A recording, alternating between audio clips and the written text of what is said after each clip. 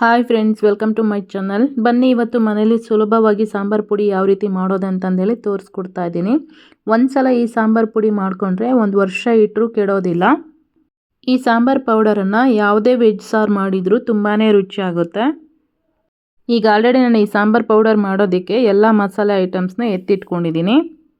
ಮೊದಲನೇದಾಗಿ ಒಂದು 50 ಗ್ರಾಮ್ನಷ್ಟು ಚಕ್ರದ ಮೊಗ್ಗು, ಹಾಗೆಯೇ ಅದೇ ಅಳತೆಗೆ ಕಲ್ಲುವ್ವು, ಮರಾಠಿ ಮೊಗ್ಗು, ಮೆಂತೆಕಾಳು, ಗಸಗಸೆ, ಮೆಣಸು ಮತ್ತು ಮರಾಠಿ ಮೊಗ್ಗಲ್ಲೇ ಚಿಕ್ಕದು, ಅರಿಶಿಣ ಇವೆಲ್ಲವೂ ಒಂದೇ ಅಳತೆಗೆ ತೊಗೊಂಡಿದ್ದೀನಿ.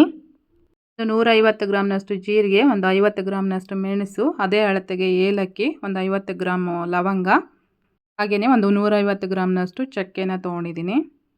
ನೆಕ್ಸ್ಟ್ ಇದಕ್ಕೆ ಒಂದು 150 ಗ್ರಾಮ್ನಷ್ಟು ತೊಗರಿಬೇಳೆ, ಅದೇ ಅಳತೆಗೆ ಅಕ್ಕಿ, ಹಾಗೆಯೇ ಕಡಲೆಬೇಳೆ, ಸಾಸಿವೆ ಇಷ್ಟನ್ನು ತೊಗೊಂಡಿದ್ದೀನಿ. ಈ ಮಸಾಲೆ ಪೌಡರ್ ಮಾಡೋದಕ್ಕೆ ನಮಗೆ ಮೇನಾಗಿ ಬೇಕಾಗಿರೋ ಇಂಗ್ರೀಡಿಯೆಂಟ್ಸ್ ಅಂತಂದರೆ ಧನಿಯಾ ಅಲ್ವಾ, ಅದನ್ನು ಒಂದು 2 kg ಅಷ್ಟು ತೊಗೊಂಡಿದ್ದೀನಿ.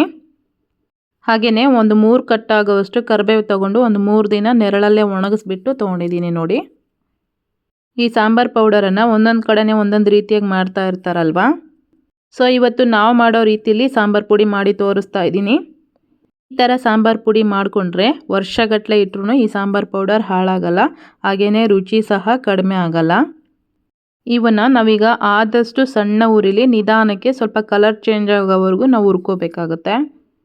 ಯಾವುದೇ ಕಾರಣಕ್ಕೂ ನಾವು ಈ ರೀತಿ ಮಸಾಲೆ ಪೌಡರ್ ಮಾಡಬೇಕಾದ್ರೆ ಹೈ ಫ್ಲೇಮಲ್ಲೆಲ್ಲ ಇಟ್ಟು ಉರಿಯೋದು ಬೇಡ. ಆ ಥರ ಮಾಡಿದರೆ ಸಾಂಬಾರು ಪುಡಿ ಹಾಳಾಗ್ಬಿಡುತ್ತೆ.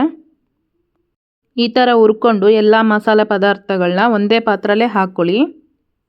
ನೋಡ್ತಾ ಇದ್ದೀರಲ್ವ, ನಾನೆಲ್ಲನೂ ಒಂದೇದ್ರಲ್ಲೇ ಹಾಕ್ಕೊಂಡಿದ್ದೀನಿ. ನೋಡಿ, ಕಲರು ಸಹ ಗೊತ್ತಾಗ್ತಾ ಇದೆ ಅಲ್ವಾ, ಸ್ವಲ್ಪ ಕೆಂಪು ಬಣ್ಣ ಬಂದಿದೆ. ಅಲ್ಲಿವರೆಗೂ ನಾವು ಇದನ್ನು ಹುರ್ಕೊಂಡ್ರೆ ಸಾಕಾಗುತ್ತೆ. ಈ ಸಾಂಬಾರು ಪುಡಿ ಮಾಡಬೇಕಾದ್ರೆ ನಮಗೆ ತುಂಬ ಟೈಮ್ ಹಿಡಿದ್ಬಿಡುತ್ತೆ. ಹಾಗೆಯೇ ಈ ಥರ ಸಾಂಬಾರು ಪುಡಿ ಮಾಡ್ಕೊಳ್ಳೋದ್ರಿಂದ ನಾವು ವರ್ಷಾನುಗಟ್ಟಲೆ ನಾವು ಇದನ್ನು ಬಳಕೆ ಮಾಡ್ಬೋದು. ಅಂಗಡಿಯಿಂದ ತೊಗೊಂಬಂದು ಮಾಡೋದಕ್ಕಿಂತ ಈ ರೀತಿ ನಾವು ಮನೆಯಲ್ಲೇ ಈಸಿಯಾಗಿ ಪ್ರಿಪೇರ್ ಮಾಡ್ಕೋಬೋದು.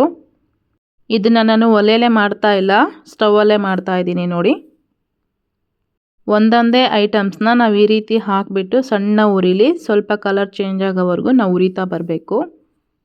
ಧನಿಯಾ ಕಾಳು ಹಾಗೆಯೇ ಅರಿಶಿಣದ ಕೊಂಬು ಏನು ತೊಗೊಂಡಿದ್ನಲ್ವ, ಅದನ್ನು 1-2 ದಿನ ಬಿಸಿಲಲ್ಲಿ ಚೆನ್ನಾಗಿ ಒಣಗಿಸಿಟ್ಕೊಂಡಿದ್ದೀನಿ. ಕರಿಬೇವನ್ನ ನಾವು ನೆರಳಲ್ಲೇ ಒಣಗಿಸ್ಬೇಕು, ಇಲ್ಲಾಂದರೆ ಕಲರ್ ಚೇಂಜ್ ಆಗಿಬಿಡುತ್ತೆ ಅದು. ನಾನು ಮಸಾಲೆ ಐಟಮ್ಸ್ ಏನೇನು ತೋರಿಸಿದ್ನಲ್ವ ಅದನ್ನೆಲ್ಲವನ್ನು ಅಂದರೆ ಪ್ರತಿಯೊಂದನ್ನು ನಾವು ಈ ರೀತಿ ಫ್ರೈ ಮಾಡಬೇಕು. ಮತ್ತು ಕನ್ಫ್ಯೂಸ್ ಮಾಡಿಕೊಂಡು ಕೆಲವೊಂದನ್ನು ಫ್ರೈ ಮಾಡೋದು, ಕೆಲವೊಂದನ್ನು ಫ್ರೈ ಮಾಡದೇ ಇರೋ ಥರ ಹಾಕೋದು, ಆ ಥರ ಎಲ್ಲ ಮಾಡೋಕ್ಕೆ ಹೋಗಬೇಡಿ. ನೀವು ಮನೇಲಿ ಒಲೆಯಲ್ಲೂ ಸಹ ಇದನ್ನು ಮಾಡ್ಕೋಬೋದು. ಸ್ವಲ್ಪ ಸ್ವಲ್ಪನೇ ಈ ರೀತಿ ಹಾಕಿಬಿಟ್ಟು ಒಂದೊಂದನ್ನೇ ಸಪ್ರೇಟಾಗಿ ಫ್ರೈ ಮಾಡಿಕೊಂಡು ತೆಗಿಬೇಕಾಗತ್ತೆ. ಇದನ್ನು ಈ ರೀತಿ ಫ್ರೈ ಮಾಡ್ತಾ ಇರಬೇಕಾದ್ರೆ ಯಾವುದೇ ಕಾರಣಕ್ಕೂ ಅರ್ಧಂಬರ್ಧ ಫ್ರೈ ಮಾಡಿ ತೆಗಿಯೋದೆಲ್ಲ ಬೇಡ.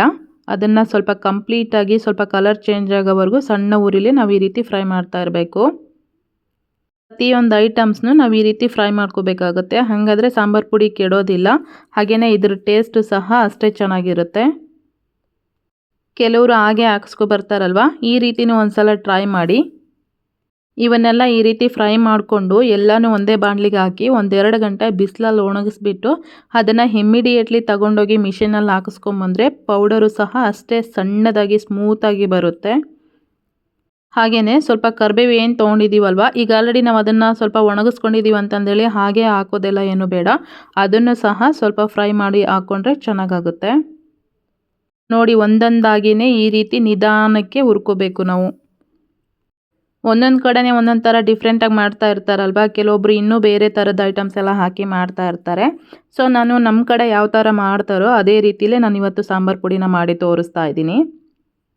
ಈ ಮಸಾಲೆ ಪುಡಿ ಮಾಡಿಸೋದಕ್ಕೆ ಮಸಾಲೆ ಐಟಮ್ಸ್ ಎಷ್ಟೆಷ್ಟು ಹಾಕಬೇಕು ಅನ್ನೋದೇನು ಗೊತ್ತಾಗಲಿಲ್ಲ ಅಂತಂದರೆ ನಿಮಗೆ ಅಂಗಡಿಯವ್ರನ್ನ ಕೇಳಿದರೆ ಅವರೇ ಹೇಳ್ತಾರೆ ಯಾವ್ದು ಎಷ್ಟು ಹಾಕಬೇಕು ಅಂತಂದೇಳಿ. ಇದನ್ನು ಮಿಷಿನ್ಗೆ ಹಾಕಿಸ್ಕೊಂಡು ಮನೆಗೆ ತೊಗೊಂಬಂದ್ಮೇಲೆ ಇನ್ನೊಂದು ಫಾಲೋ ಮಾಡಬೇಕಾಗಿರೋದು ಏನು ಅಂತಂದರೆ, ಮಿಷಿನಿಂದ ಹಾಕ್ಸಿರ್ತೀವಲ್ವ ಅದು ಸ್ವಲ್ಪ ಬಿಸಿ ಇರುತ್ತೆ, ಅದು ಕಂಪ್ಲೀಟಾಗಿ ತಣ್ಣಗಾಗೋದಕ್ಕೆ ಬಿಡಬೇಕು ನಾವು. ಹಾಗೆಯೇ ಈ ಥರ ನಾವು ಮಿಷಿನಲ್ಲಿ ಹಾಕಿಸ್ಬೇಕಾದ್ರೆ ಅದು ಚೆನ್ನಾಗಿ ಮಿಕ್ಸ್ ಆಗಿರೋದಿಲ್ಲ. ಅದು ತಣ್ಣಗಾದ್ಮೇಲೆ ಒಂದು ಸೌಟಿಂದ ಚೆನ್ನಾಗಿ ಮಿಕ್ಸ್ ಮಾಡಿಕೊಂಡು ಹಾಗೆಯೇ ಜರಡಿ ಮಾಡಿಕೊಂಡು ಅದನ್ನು ಒಂದು ಬಾಕ್ಸಿಗೆ ಹಾಕಿ ಇಡಬೇಕಾಗುತ್ತೆ. ನೋಡ್ತಾ ಇದ್ದೀರಲ್ವ, ಎಲ್ಲನೂ ಒಂದೊಂದಾಗಿ ಈ ರೀತಿ ಸಪ್ರೇಟಾಗಿ ಫ್ರೈ ಮಾಡಿಕೊಂಡು ಒಂದು ಟಬ್ಬಲ್ಲಿ ಹಾಕ್ಕೊಂಡಿದ್ದೀನಿ. ಕೆಲವೊಬ್ಬರು ಇದಕ್ಕೇ ಸ್ವಲ್ಪ ಒಣಮೆಣಸಿನ್ಕಾಯಿ ಸಹ ಹಾಕ್ಬಿಟ್ಟು ಮಾಡಿಸ್ತಾರೆ. ಬಟ್ ನಾವು ಈ ರೀತಿ ಮಾಡೋದಿಲ್ಲ. ಖಾರದ ಪುಡಿ ಏನಿರುತ್ತಲ್ವ ಅದನ್ನು ಸಪ್ರೇಟಾಗಿ ಮಾಡಿಸಿಟ್ಕೋತೀವಿ. ಸಾಂಬಾರು ಪುಡಿನೂ ಹಾಗೆಯೇ ಸಪ್ರೇಟಾಗಿ ಮಾಡಿಟ್ಕೋತೀವಿ.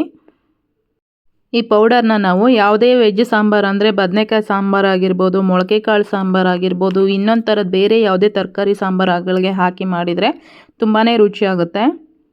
ಮಸಾಲೆಗಳನ್ನೆಲ್ಲ ನಾವು ಈ ರೀತಿ ನಿಧಾನಕ್ಕೆ ಫ್ರೈ ಮಾಡಿಕೊಂಡು ಕಂಪ್ಲೀಟಾಗಿ ಕಲರ್ ಚೇಂಜ್ ಆಗೋವರೆಗೂ ಹುರ್ಕೊಂಡಿರ್ತೀವಲ್ವ, ಸಾಂಬಾರು ಪುಡಿ ಮಿಷಿನ್ಗೆ ಹಾಕಿಸ್ಕೊಂಬಂದಮೇಲೆ ಅದ್ರ ಫ್ಲೇವರ್ ಇರುತ್ತಲ್ವ ತುಂಬಾ ಚೆನ್ನಾಗಿರುತ್ತೆ.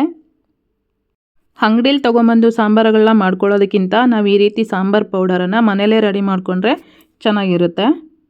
ನಮಗೆ ಈ ರೀತಿ ಫ್ರೈ ಮಾಡೋಕ್ಕಾಗಲಿಲ್ಲ ಅಂತಂದ್ರೆ ಮನೇಲಿ ಅಮ್ಮ ಅವರು ಇರ್ತಾರಲ್ವ, ಅವ್ರಿಗೆ ಹೇಳಿದ್ರು ಸಮೇತ ಈ ರೀತಿ ಎಲ್ಲ ನಿಧಾನಕ್ಕೆ ಫ್ರೈ ಮಾಡಿಕೊಡ್ತಾರೆ ಅವರು. ಸೊ ನೋಡ್ತಿದ್ದೀರಲ್ವ, ಈ ರೀತಿ ಎಲ್ಲನೂ ನಾನು ಫ್ರೈ ಮಾಡಿ ಇಟ್ಕೊಂಡಿದ್ದೀನಿ. ಇವಾಗ ಒಂದು 2 ಗಂಟೆ ನಾನು ಒಣಗಿಸ್ಬಿಟ್ಟು ಇದನ್ನು ಮಿಷಿನ್ಗೆ ಹಾಕ್ಸ್ಕೊಂಡು ತೊಗೊಂಡು ಬರ್ತೀನಿ. ನೋಡಿ, ಫೈನಲ್ ಆಗಿ ಮಿಷಿನ್ಗೆ ಹಾಕ್ಸಿದ ಮೇಲೆ ಸಾಂಬಾರು ಪುಡಿ ಈ ರೀತಿ ರೆಡಿಯಾಗಿದೆ. ಸೊ ನೋಡಿದ್ರಲ್ವ, ಇವತ್ತಿನ ಈ ವಿಡಿಯೋ ನಿಮಗೆಲ್ಲ ಇಷ್ಟ ಆಗಿದೆ ಅನ್ಕೋತೀನಿ. ಇಷ್ಟ ಆಗಿದರೆ ಒಂದು ಲೈಕ್ ಮಾಡಿ, ಕಮೆಂಟ್ ಮಾಡಿ, ಶೇರ್ ಮಾಡಿ. Thank you.